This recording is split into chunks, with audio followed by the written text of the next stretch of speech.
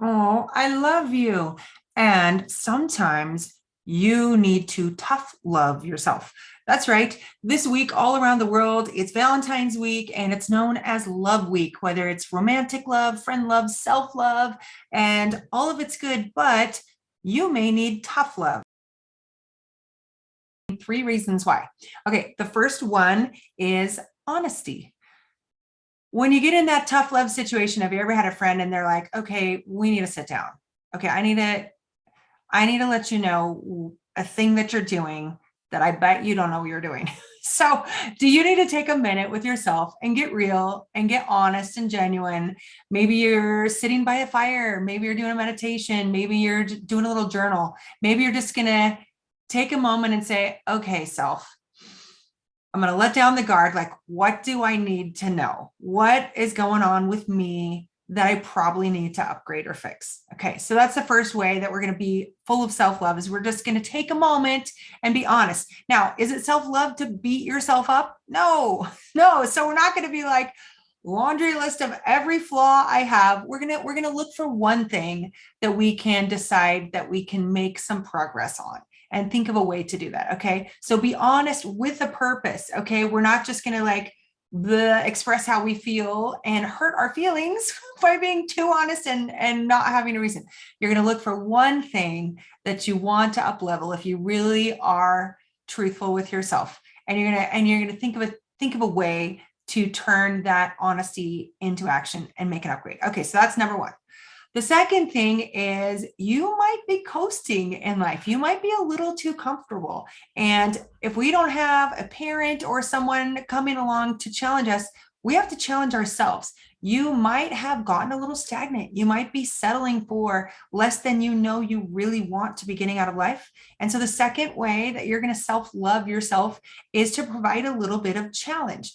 Is there an area where you know you should be taking some action and you're just not? And can you cause yourself, can you challenge yourself to do something, to take an action in that area so that you kind of wake up, so that you're invigorated about life, so you're actively pursuing something, going in the direction that's important to you, right? Progress feels good. It makes us happy. It makes us fulfilled. So figure out how could you challenge yourself? And that, again, is another form of tough love, tough self-love. Right. And then the third and final thing is what about boundaries and consequences? Now, a lot of women that I work with are not good at setting boundaries with others, let alone with themselves. And so this might be new territory. You might need some practice setting boundaries. Start inside, start with yourself. Are there consequences that you have given yourself if you decide you're going to do something and you're like, forget it?